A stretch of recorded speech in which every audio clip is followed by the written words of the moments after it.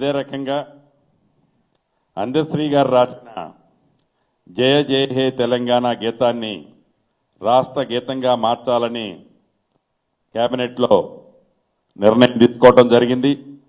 తెలంగాణ అధికార చిహ్నాన్ని మార్చాలని తీర్మానించి రాచరిక పాలన గుర్తు లేకుండా మన ప్రాంతం ప్రజలు ప్రతిబింబించే కొత్త చిహ్నం రూపకల్పన చేయాలని తీర్మానం చేయడం కూడా జరిగింది.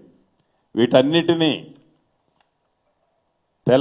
అంటే ఏ తెలంగాణ రాష్ట్రం వస్తే తెలంగాణ ప్రజలకి గౌరవం దక్కుద్దో, ఏ తెలంగాణ రాష్ట్రం ఏర్పడితే అభిమానం ఆత్మాభిమానంతో తెలంగాణ ప్రజలు ఉండాలని కోరుకున్నారో అది గడిచిన 10 సంవత్సరాల్లో సాధించుకున్న తెలంగాణలో రాచరపు నడవడికే కనపడింది. కానీ పోరాటం చేసి సాధించుకున్న ఆ ప్రతిబింబాలు ఎక్కడా కూడా తెలంగాణ రాష్ట్రంలో మనకి కనిపించలేదు.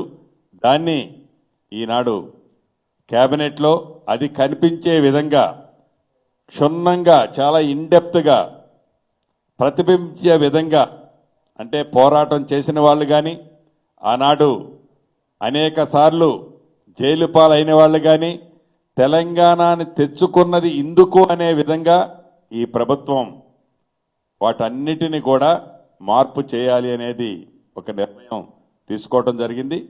ఆ నిర్ణయాన్ని తప్పకుండా అతి కొద్ది రోజుల్లో ప్రజల ముందుకు పెట్టి కవులు, కళాకారులు, మేధావుల అభిప్రాయాలకు అనుగుణంగా వాటన్నిటినీ, ఆ చిహ్నాలన్నిటినీ మార్పు చేయాలని ఈరోజు కేబినెట్ నిర్ణయం తీసుకుంది. ఇప్పటికే చాలా కాలం అతీతమైంది. ఇప్పుడు